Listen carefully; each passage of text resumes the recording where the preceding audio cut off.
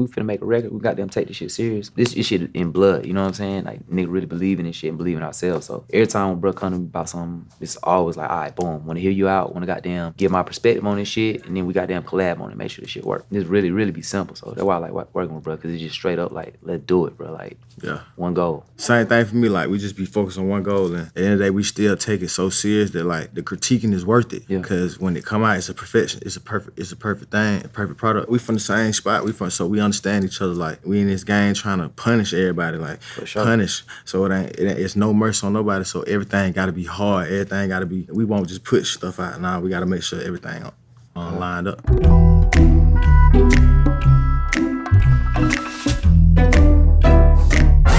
So I had cooked up this song probably like a year before we and him got to working on the record. I think I was mad about something, so my energy was already high, so I just took it out on the track. I had to remind folks where I was coming from and where I had came. They had a festival in Hangzhou, China, and the Olympics were going on. Now, you think about it, the whole situation hard, because boom, got off doing the show, 1,000 people. We get back to the bar. We sitting at the bar, sitting drinking Hibiki, some Japanese whiskey. We just chilling. Yeah. Sitting at the bar, bro come in. Hey, you know I got a student. I got a student in the room now.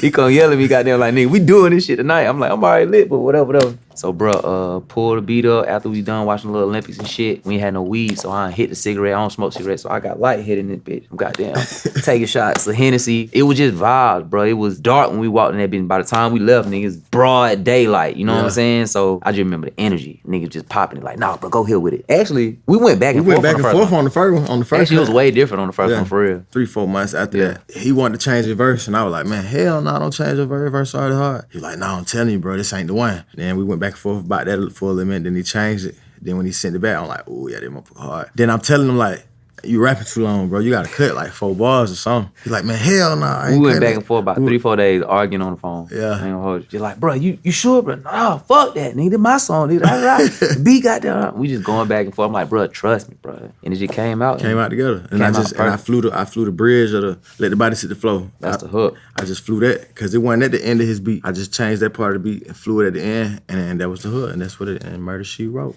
Murder She motherfucking wrote, for real. Before I got money, I was in the truck kicking doors, and I'm just being honest. If you want smoke, then we cook niggas up like an omelet, I'm just being honest. How does it feel to look back at the times when I didn't have money? I always look back at it because I was more hungry. It reminds me not to be comfortable because I once not had it before. Sometimes you just you get so far up, you gotta come back down to your roots and find out who you are, your identity for who you are as a person and as an artist. Throw me a 60 if I go to Magic or Honest, I'm just being honest. I keep a stick or a blicky in case it gets sticky, I'm just being honest. She know that I'm with it, I'm having this chicken, this trick, and I'm just being honest. Who really getting it, be honest? Posture be given, be honest. She real like a pain, I got rest in the bank and these bitches be hooked like finest. I up in my rank cause I got niggas spanked, niggas shh, death for dishonor. Magic and Honest is a strip club, very popular in Atlanta, you know what I mean? Really like the forefront of Atlanta strip club. Magic was a place that I always, coming up as an artist, wanted to get my music played in. Like, before it was all the internet streaming and all that, like, you had to get a lot of records broke out of Magic City because the vibe is a total different, like, strip club experience I ever been from anywhere else. You got women swinging from up top, swinging, they doing flips, they holding on to each other. Like, that's just Atlanta culture, like, the strip club. Like, that's where you go pop it, that's where you go shine at, that's where you go spin some music. I still do it now, like, on a night that ain't too poppin', go rock with a DJ and just hear what my music sound like in the club, you know what I mean, versus in a car. For me, it was the groundwork, and it was like an accomplishment to get my song played tonight. I think these niggas forgot where I came from, cause I got mentioned with Layfon. I pull up Porsche. I think I'm J-Bond, bitch, I got choices, this shit look like crayon. They see all the glitz, the glams, maybe the drama, maybe the now set, you know what I mean? But like, come a long way. I'ma still go a long way. And it's just like it was a reminder. I feel like they forget because they see all the glitz, the glams in the story or whatever's going around surrounding me that I came from the bottom. So, you know, James Bond, you know, he pulling up Porsche. I feel like I'm James Bond. It goes. Then when I said the crayon part, it's like I got choices, I got different colors. It's like a Skittles pack when you pull up to the garage, you know?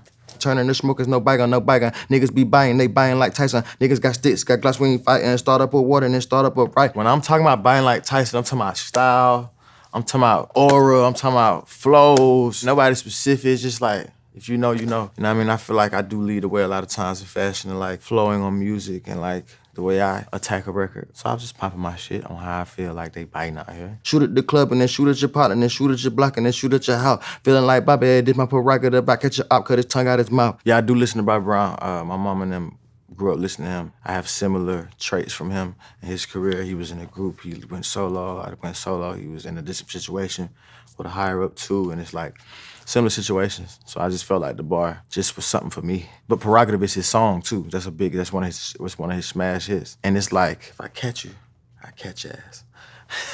I go to Sade, they send the jet into me and they hear the words come out my mouth. Go to my fame, bitch, I'm from the South. Fuck riding and die trying to get you some clout. When you break it down, you're just making it back off your voice. The words you saying, the words you putting out to the world is inspiring or whatever it is. At the end of the day, make a living from that. Over there, you got the princes and they like to show out, you know what I mean? I'm gonna show out for them, they show out for me. Let the body hit the flow. Let the body hit the flow. When I heard it, I knew it was a special record. And so when I did the hook, I just let that lead and I really ad-libbed the hook. But I turned my ad-libs, since it was already a part of the sample, I turned my ad-libs up so it could stand out if it was a hook. You know what I mean? So it's like tricking the mind, but it's like, I performed it for the first time maybe 7 or 8 days after in Milwaukee, the festival. Soon they came on, I could just hear them chanting, let the bodies hit the floor, That's how I knew I got him with this one. Shout out to John and Poole, man. They didn't give me a hard time with this record. They believed they liked the record. They respected what I did to the record. And it was a go since then. I put $1 million into pockets. I pay all the lawyer free, I'm out the docket. Sleeping and dreaming, talking to the rocket. He told me go up, I told him that I got him. Go Sailor Run, better miss is what I'm rocking. Yellow the stoner boogie, looking snotty. Walking the bitch, I'm standing tall, I got it. Yeah, I dream of him. I often have a lot of memories and dreams too. But when I said that, I meant that though. Like, he didn't exactly say go up, but he was just like, it ain't over with. You got stuff to do. Get focused type vibe. With him passing, like, legacy is everything. So gotta hold that, like, it's a high expectation, can't lose. So it'd be like a push too. He like, it's a push too. R.I.P. my brother though.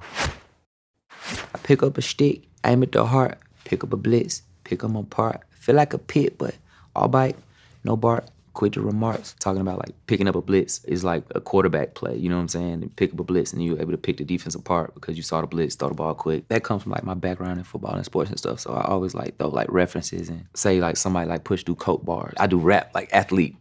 Like sports bars, you know what I'm saying? It's like the same thing. Little bitty bullet, it glow in the dark. Unlimited pull and attacking the target. I'm tagging the toe out, I'm tatted somebody. I'm breathing fire, burning, dragging somebody. My flow, it's natural. It just come natural to me. I just try to write how I feel. I don't even know the technicalities of it sometimes. I'm just writing. So when I learn like, oh, I did that, cool, like whatever. I would say it's like a checklist for hip hop purists. It's little boxes that are like, hey, you might need to throw something in there, but it's not always like intentional. Sometimes it'll just come out without me thinking about trying to do it, or sometimes it's like, check your little hip hop purist box, you know what I'm saying? He ain't the homie, I promise, a homie, just hand me the hammer.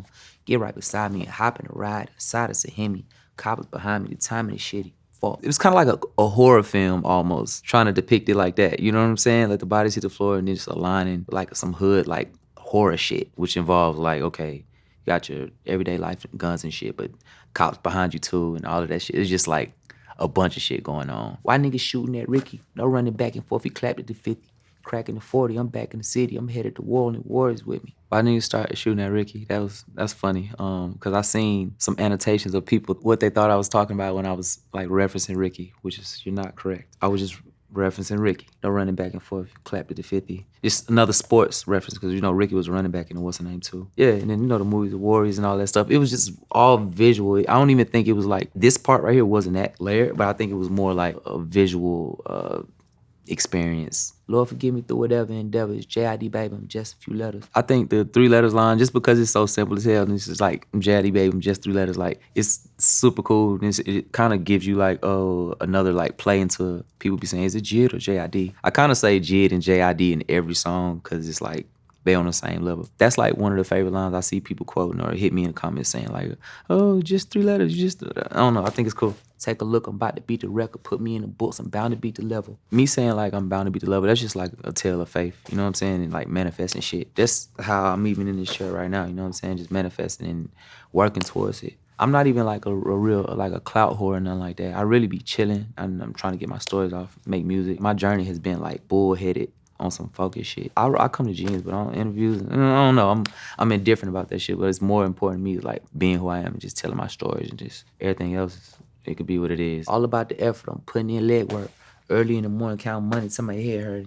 Nigga being funny, we could put him in the red shirt, 5 in your chest, now you're Ant-Man Edwards. When I said like red shirt, Ant-Man played at UGA, but he had #1 when he played at UGA. And now he got number 5. I was like, nobody gonna care. Type shit, but. And then I fold, bro. Like when he was in high school, I judged the dunk contest he was in. Me and Seth, like being from Atlanta, I like to I don't know, reference everything Atlanta, as much stuff as I can, because I just like put on for the city. So that's a great superstar in the league. You know what I'm saying? You got 2 niggas from Atlanta making music. I was like, let me just go ahead and throw him this. I don't know. I know other people use like Ant-Man bars, but I think this is like one of the harder ones because it was like simple, straight to the point, but it's just like and it's right on when the beat started doing the thing. So it was just hard. Live and direct, live in the flesh. I manifest every $sign I could collect. I could look in the face of a threat and never sweat. You sweet, get out the street when nigga doing a sweet. I feel like manifestation, me even saying it in the verses on some like delusional like belief in yourself. You know what I'm saying? It's like, oh no, this is gonna happen. Because sometimes like you sound crazy before you actually do what you say you're gonna do to a person, to whoever. I just always believe in that. Like, boom, I'm doing this. I'm finna work, then move, did 1, 2, and goddamn, I'm believing, I'm pray on them, work on them, goddamn, make that shit happen. Swap rides, I'm bringing the Swiss, so Swiss seats. Mob ties, he coming with keys, he Swiss beats.